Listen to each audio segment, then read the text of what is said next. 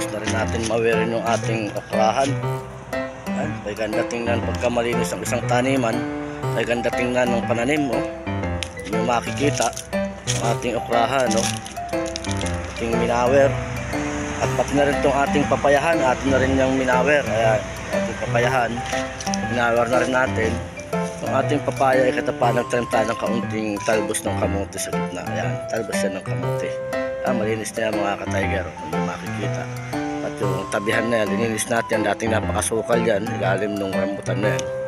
So yan, lininis na natin. Ito yung ating papayahan. Ito naman yung ating kalabasahan. Yung mga pugwang-pugwang na tira na yan, so far, yan yung dyan ang kalabasa. Hindi naman natin napili ng halitin. Gawa ng meron na siyang mga kaunting, may iba, may buko na. Makagalaw pang kailang bulaklak at bunga.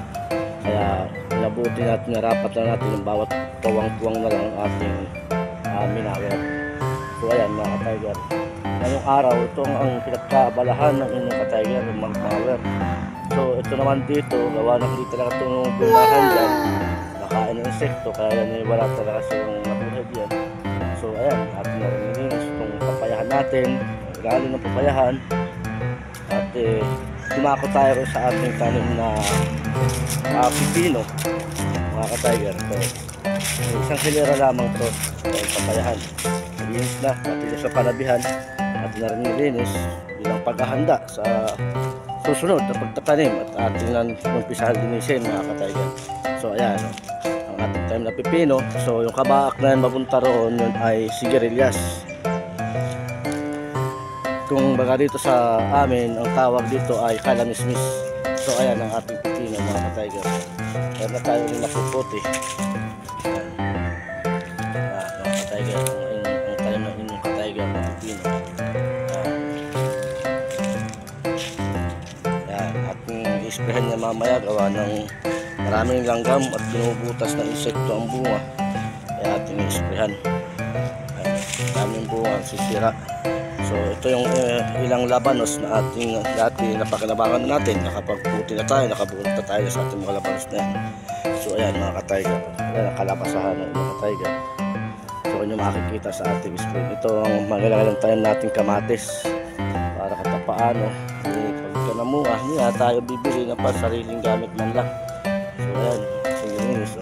Hanggang doon sa may bakuran ng inyong ka-tiger, hanggang doon sa likod ating dinilinis yan.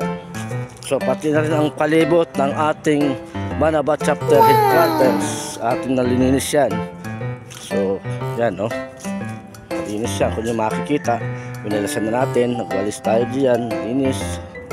So aring ating sitawan ay papalitan na natin yan ng kalamismis or sigarilyas kung tawagin. Yan ang ating sili, ating nalininis.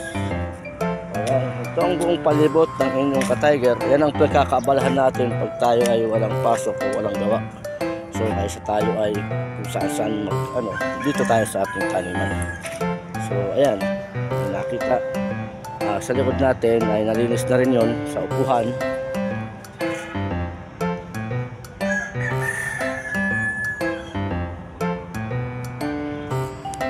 So yan ang kabuuan na taniman, mga tanim ng inyong ka-tiger na pinagkakaabalahan. Yung nasa video na yan, inyong napanood, yan ang mga taniman at gulayan na kinukuhanan ng inyong ka-tiger. Tapos itong papayahan natin na kung yung nakikita. So far, pag hindi Sunday or Monday, tayo ay pipitas na uli ng papaya na yan. So ayan, kung yung nakikita muli sa aking likuran, ang buong kalawakan yan, ngayong araw lang pinagkaabalahan yan ng inyong ka-tiger.